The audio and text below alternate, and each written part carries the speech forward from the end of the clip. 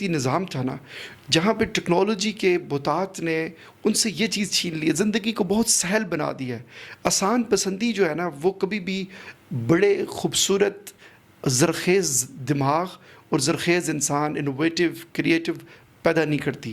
اس کے لیے دیکھیے جو بنجر دھرتی ہوتی ہے نا، اس کو جو کسان وہ کرتا ہے نا تو وہ زیادہ رزلٹس اخذ کرتا ہے. اور سیکنڈ بات یہ ہے کہ دیکھیے موٹر ویز پہ جو ڈرائیو کرنے والے ڈرائیورز ہوتے ہیں نا وہ اتنے اچھے ڈرائیورز نہیں ہوتے، لیکن جو پگڈنڈیوں سے نکلے ہوئے، پگڈنڈیوں کے پلے ہوئے جو ڈرائیورز ہیں وہ جا کے پھر ان کو ساری ڈائریکشنز کا، ان کا جو ایک مائنڈ کی جو سائنس ہے، جو نیورل پاتھ ویز ہیں ان کے، وہ بڑے اسٹرانگ ہو جاتے ہیں، ان کی ڈائریکشنز ٹھیک ہو جاتی ہیں.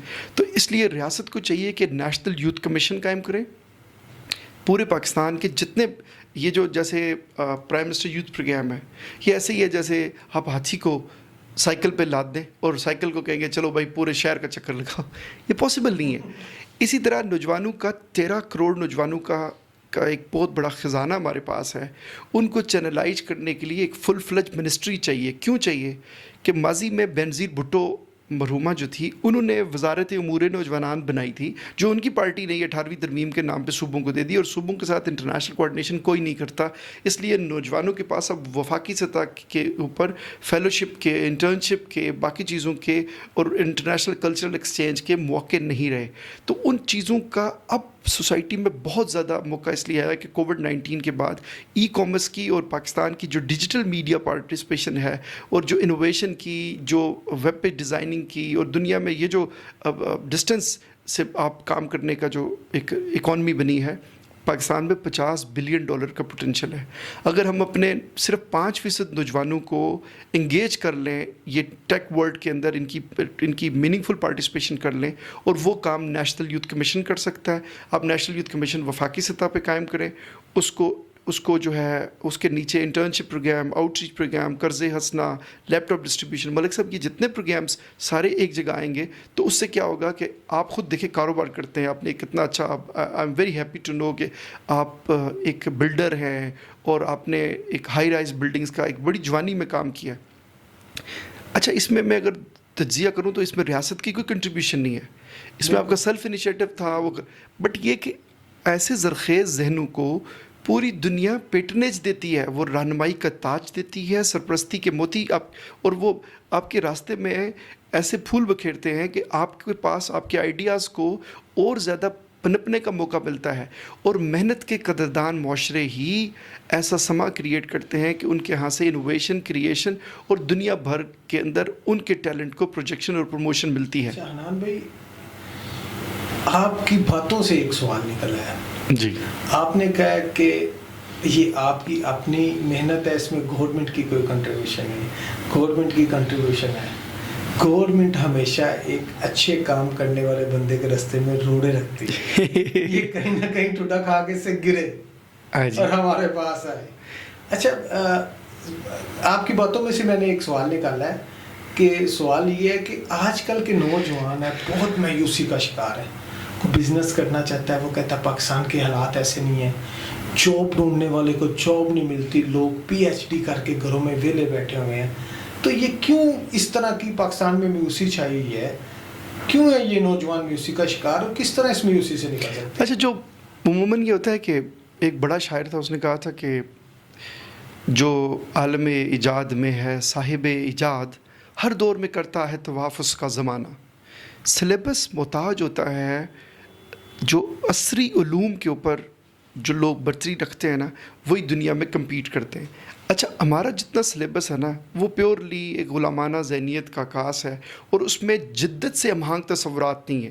فرض کریں کہ آپ کا سوشل میڈیا اس دور کی سب سے بڑی ریالٹی بن گیا ہے. اب جو اس دور میں سائبر سلطان ہوئے گا، اسی کا کرزمہ چلے گا، چاہے وہ میوزک کے اندر چاہت فتح علی خان ہی کیوں نہ ہو، وہ سلطان بن جائے گا. اچھا، اسی طرح ہماری نیشن کا المیہ یہ ہے کہ ہم نے راحت فتح علی خان کی جگہ چاہت فتح علی خان کو ہیرو بنا. ہر چیز کی چائنا کاپی بنے گی اور بھونڈی بنے گی، اور ہماری قوم یہ ڈفرینشیٹ ہی نہیں کر سکے گی کہ یار اصل اور نقل کے بیچ میں کیا فرق ہے. کاغذ میں دب کے مر گئے کیڑے کتاب کے، دیوانہ بے پڑھے لکھے مشہور ہو گیا. اچھا، ایسے میں جب ہم پرائم فوکس دیکھتے ہیں دنیا میں کیا ہے، سوشل میڈیا نے آلموسٹ پورا معاشرہ ٹیک اوور کر لیا. آپ کا سیاست، سماج، ابلاغ، ہر چیز سوشل میڈیا نے کور کر لی. لیکن کیا آپ مجھے بتائیں کہ آپ کی درسگاہوں میں کیا سوشل میڈیا کو بطور مضمون پڑھایا جاتا ہے؟ نہیں پڑھا. المیہ یہ ہے کہ آپ اولڈ فیشنڈ الف مدہ بے الف با تے الف تا پڑھاتے رہیں گے. دنیا چاند پہ پھول کھلا رہی ہے. خدا کا واسطہ ہے آنکھ کھولو اور وفا کے پرانے زمانے سے نکلو، وائی فائی کے جدید دور میں آؤ. اور جب وائی فائی کے جدید دور میں قدم رکھو گے تو آپ کو اندازہ ہوگا کہ ہر دور میں جیسے 5 پیسے، 10 پیسے، 15 پیسے، 20 پیسے کی کرنسی بدلتی ہے، ویسے کمیونیکیشن اینڈ سلیبس کے جو ساری دنیا ہے وہ بھی بدلتی ہے. انفارچونیٹلی ہمارا جتنا یونیورسٹیز کے جو پوسٹ گریجویٹ لیول کے لوگ ہیں وہ بیسکس کو وہاں جا کے نہیں چھو سکتے جو ایمرجڈ معاشرے ہیں جیسے برٹن ہے، امریکہ ہے، باقی جو سوسائٹیز ہیں. اس لیے ہمیں یہ چاہیے کہ جتنی ٹیکنیکل کیڈر کے لوگ ہیں، نیفٹک، ٹیوٹاز، یہ جو بنا رہے ہیں، ان کو کم از کم لینگویجز کے اوپر ہمیں دسترس دینی ہے. ان کو ایتھکس سکھانا ہے کہ یار آپ اگر جا کے برٹن میں کام کریں گے تو یہ ایتھکس ہیں سوشل. آپ نے کسی کی اس طرح پکچرز نہیں بنانی، کسی کی پرائیویسی کو بریچ نہیں کرنا. تو یہ جو ساری چیزیں نا، اگر اب وہ چونکہ پاکستان کے امبیسڈرز ہیں، اگر ایک بندہ کوئی غلط حرکت کرتے ہوئے ایئرپورٹ سے پکڑا جاتا ہے تو اوریجنلی پورا پاکستان ڈی فیم ہوتا ہے. تو یہ ضروری ہے کہ ایک بندے کو آپ اگر ٹیکنیکل کیڈر کی، اس کو اگر آپ مستری بنا رہے ہیں، اس کو کارپینٹر بنا رہے ہیں، کچھ بھی بنا رہے ہیں، تو ساتھ اس کو ایک بہترین انسان بنائے. چونکہ علی گڑھ یونیورسٹی جو مسلمانوں کی تھی وہ کردار سازی پہ بھی کام کرتی تھی، تربیت پہ بھی کام کرتی تھی. اس لیے میں یہ چاہتا ہوں کہ ان کو لینگویج پہ کمانڈ ہو. اب دیکھیں سعودی عربیہ اور قرب و جوار کے ممالک میں وہ لوگ کامیاب ہوتے ہیں جن کو زبان پہ دسترس ہوتی ہے. ہمارے یہاں پہ مزدور بیسٹ ہوتے ہیں، کارپینٹر بیسٹ ہوتے ہیں، مستری بیسٹ ہوتے ہیں، باقی جو انجینئرز بیسٹ ہوتے ہیں، بٹ وہ کمیونیکیشن کرزمہ نہ ہونے کی وجہ سے وہاں پہ مار کھا جاتے ہیں. اس لیے ضروری ہے کہ ڈیڈیکیشن کے ساتھ ہمیں نیفٹک اور ٹیوٹاز کے پروگراموں کو، جو نیشنل ویکیشنل ٹیکنیکل ٹریننگ کے پروگرامز ہیں، ان کو ڈویژنل لیول پہ لے کے آنا ہے. 4 5 ضلعوں پہ لے کے آنا ہے اور ان کے اندر 3 چیزوں کا اسینشل قرار دینا ہے کہ جو بندہ جس ملک میں جانا چاہے، 3 بڑی لینگویجز ہیں، پرشین ہے، عربک ہے، انگریزی ہے اور چائنیز ہے. 4 ان 4 لینگویجز کے اوپر جو جس ملک کا رجحان رکھتا ہے اس کو ایٹ لیسٹ بیسک ایجوکیشن تو دے دی جائے تاکہ وہ وہاں جا کے جاب کر سکے. پھر اس کو ایتھکس سکھائے جائیں. اور یہ پاکستان کے پاس ایک بہت بڑا خزانہ ہے کہ پاکستان کے 1 کروڑ نوجوان بھی جو ایگزیکٹو برین ڈرین نہ ہو، لیکن جو انٹرمیڈیٹ کے سطح کے لوگ اگر باہر چلے جائیں تو کوئی ایشو نہیں ہے. اس لیے نہیں ایشو کہ وہ کنٹریبیوٹر ہی رہیں گے، وہ زر مبادلہ کی شکل میں پاکستان کو بہت بڑا ایک نیشنل ٹریڈر میں بڑی کنٹریبیوشن رہے گی. فورن ریمیٹنسز آئیں گی. اور چونکہ ہمارے پاس ایک آبادی بہت بڑی ہے، ہمارے پاس اپنی جو 10 کروڑ لوگوں کی کیپیسٹی ہے اسٹیٹ کو مینج کرنے کی، باقی ہماری چونکہ آبادی بہت زیادہ ہے اور ان پلانڈ ہے، ہماری سوسائٹیز بھی ان پلانڈ ہیں. دنیا جو ہے وہ اب ہائی رائز بلڈنگز کی طرف جا رہی ہے. ہم کیا کر رہے ہیں کہ بس درخت کاٹی جا رہے ہیں. اور آپ یہ دیکھیں ملک صاحب، جو تشویشناک بات ہے، سوچنے کی بات ہے کہ پاکستان جب مرز وجود میں آیا تو اس کا 33% حصہ جنگلات پہ مشتمل تھا.